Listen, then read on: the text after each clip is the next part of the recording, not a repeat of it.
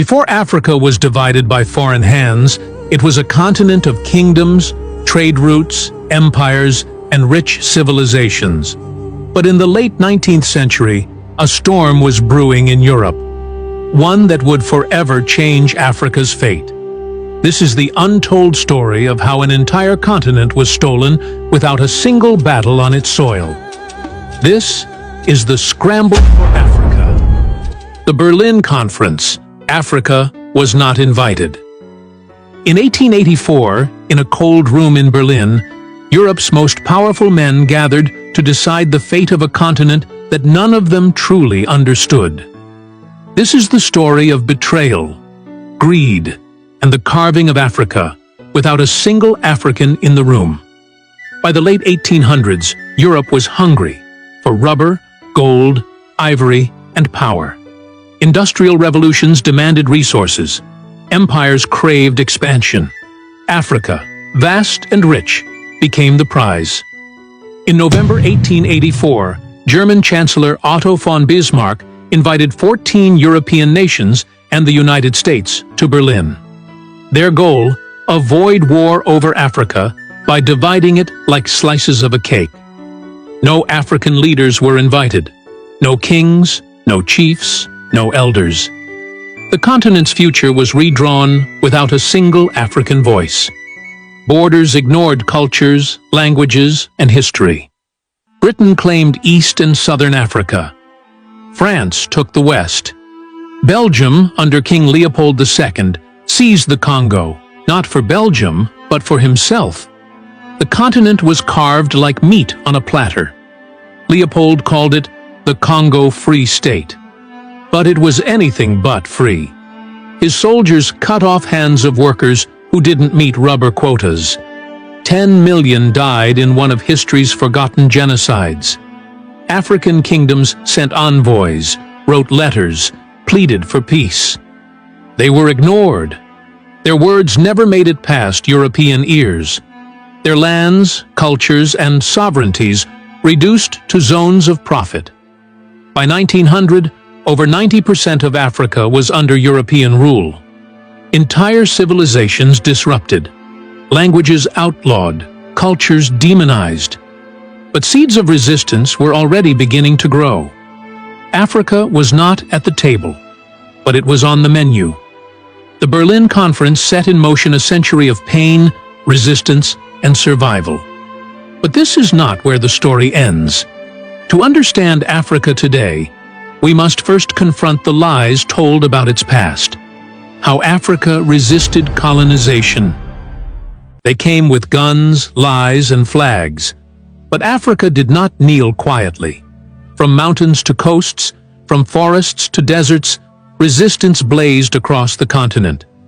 This is the story of defiance, of warriors, kings, queens, and common people who stood against an empire. In Ethiopia, Emperor Menelik II saw what was coming. He armed his people, trained his army, and read the treaties they tried to twist. At the Battle of Adwa in 1896, Ethiopian forces crushed the Italian army. It was a victory that shocked Europe and gave Africa hope. In West Africa, Samurai Touré built a powerful empire through trade and strategy. When the French came, he fought them for over 16 years, using guerrilla tactics and diplomacy. In today's Nigeria, Queen Amina of Zazzau had already built walls and commanded armies centuries before colonizers arrived.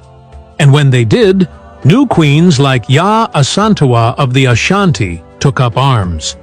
In 1900, she led the Ashanti rebellion against British forces, declaring, "If the men will not fight, I will." In the South, Shaka Zulu had long before revolutionized African warfare. His legacy inspired later Zulu uprisings, as well as resistance in Zimbabwe by the Shona and Ndebele under leaders like Mbuya Nehanda and Lobengula. Resistance wasn't only on battlefields. It was in poems, prayers, schools, and silent sabotage. Africans refused to be erased. They protected languages, passed down stories, and sang songs of freedom in secret. This was not a silent suffering. It was an unrelenting resistance. They may have lost battles, but they planted seeds that would one day grow into liberation movements. The scramble for Africa was not one-sided. The spirit of resistance burned brightly, and it still does. Divide and rule. How Europe controlled Africa. When brute force wasn't enough, Europe turned to deception. They called it civilizing, but it was divide and rule, the silent weapon of empire. They separated tribes, favored some over others, and planted seeds of distrust that still grow today. In Nigeria, the British ruled indirectly, giving power to certain chiefs while weakening others. They labeled some tribes loyal and others hostile. In Rwanda, the Belgians created ID cards based on ethnicity, Hutu or Tutsi, drawing artificial lines that would later explode in genocide. They made Africans speak foreign languages, swear loyalty to foreign kings, and believe foreign religions. In Congo, they taught the children to hate their own culture and worship their oppressors. They created a world where African identity was punished, and European mimicry was rewarded. Schools erased heritage, churches demonized traditions, and media portrayed Africans as inferior, uncivilized, and incapable. But beneath the surface, resistance simmered. African intellectuals wrote, questioned, and remembered. Secret schools taught truth, and griots, poets, and parents kept the stories alive. Divide and rule was designed to make Africans forget who they were, and to ensure they never united. But they underestimated the power of memory, the economic theft of a continent. They said they came to civilize, but they came to steal. The real reason for the scramble for Africa was greed. Gold, diamonds, rubber, oil, cocoa, cotton. Europe carved the continent to feed its factories and fill its vaults. In Congo, King Leopold turned forests into death camps. For every ton of rubber, thousands of hands were severed. In South Africa, diamonds and gold were dug from the earth by black laborers under brutal conditions, enriching empires abroad. In Ghana, cocoa wealth left the country poor while Britain grew fat. Colonial railways weren't built for Africans. They were built to move resources from mines to ports. The ports were lifelines, not for Africans, but for Europe's industries. Even taxes were twisted. Africans were forced to pay money, but the only way to earn it was by working in colonial enterprises. It was theft disguised as development. Colonizers called it progress, but they owned the companies, the land, the banks, the schools. Africans became labor without rights, consumers without wealth, and tenants on their own soil. Every profit flowed out. Every loss stayed behind. Even after independence, debt and unfair trade kept the pipeline open. And still today, Africa bleeds wealth through exploitative contracts, foreign control, and corporate colonialism. The scramble never ended. It just changed names. But truth exposes theft. The scramble's legacy in modern Africa. The scramble may be history, but its shadow still lingers. Borders drawn by Europeans still divide families, tribes, and nations. Not by logic, but by colonial convenience. Conflicts rage where lines were never meant to be. In some countries, 5 major languages compete for power, none of them African. Roads still lead from mines to ports, not between towns. Schools still teach European heroes, not African ones. Laws, written by colonizers, remain untouched. Courts favor those who speak the old imperial language. Even democracy itself was copied, not rooted. The result? A continent trapped in someone else's blueprint. The economy remains extractive. Africa grows what it doesn't eat, eats what it doesn't grow. We export raw materials and import finished goods, just as we did a century ago. Multinational corporations dominate land, water, and wealth. Youth unemployment rises while our resources build foreign tech, foreign luxury, foreign empires. And yet, Africa is blamed for its own wounds. The media calls us corrupt, unstable, broken. But it was never broken by us. The scramble broke it, and never truly ended. The legacy lives in systems, symbols, and scars. But memory is power. Untold African heroes of resistance. They tried to erase their names, but Africa remembers. The scramble for Africa was met not with silence, but with fire. From queens to generals, from farmers to poets, resistance rose across the continent. In Angola, Queen Nzinga outwitted the Portuguese with diplomacy and defiance.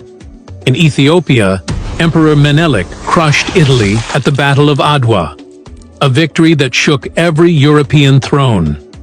In the Zulu kingdom, Shaka's legacy inspired military genius long after his death. In Algeria, Abdelkader led years of guerrilla war against the French. In modern Ghana, Ya Asantewa raised an army when the British stole the Golden Stool, fighting not just for land, but for honor. These were not rebels. These were freedom fighters, thinkers, builders. Many fought with weapons, others with words. Samurai Touré, who built a West African empire, resisted for over 15 years. Funmilayo Ransome Kuti, a Nigerian mother and teacher, challenged colonial patriarchy and built schools for girls.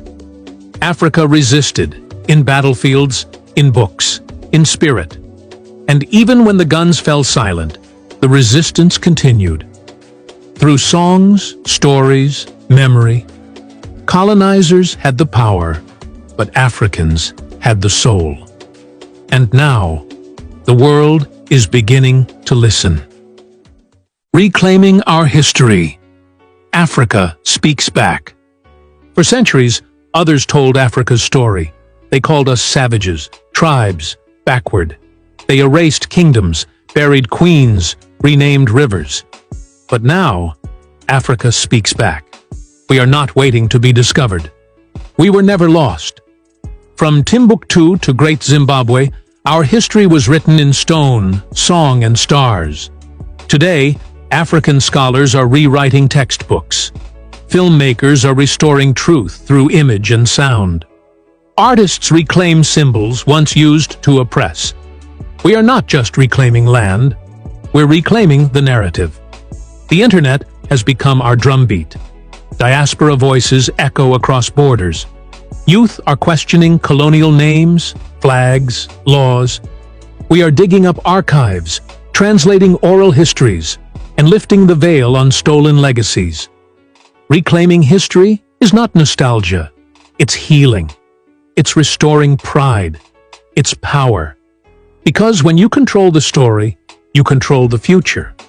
And Africa's future will no longer be dictated by those who stole its past.